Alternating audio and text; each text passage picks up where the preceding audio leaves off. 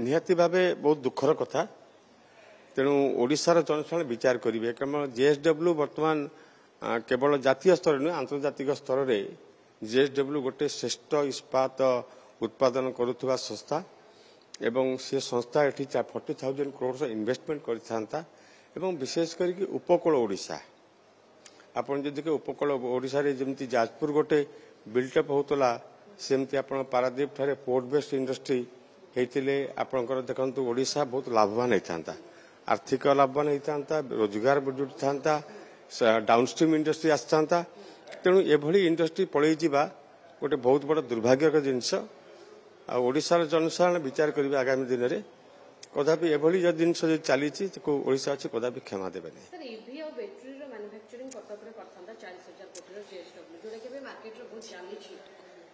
Definitely मुझे कहली आपन को जेएसडब्ल्यू भली गोटे संस्था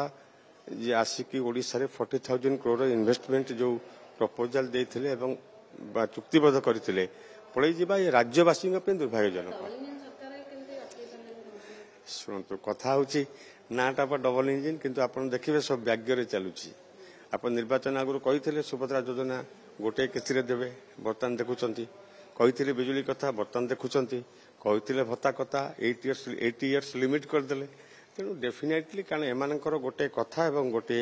कार्य गोटे कथा गोटे तेणु ए कथा ओडिशावासी उपलब्धि करिसंती जहा करना आगामी दिन में आहरी उपलब्धि करेंगे।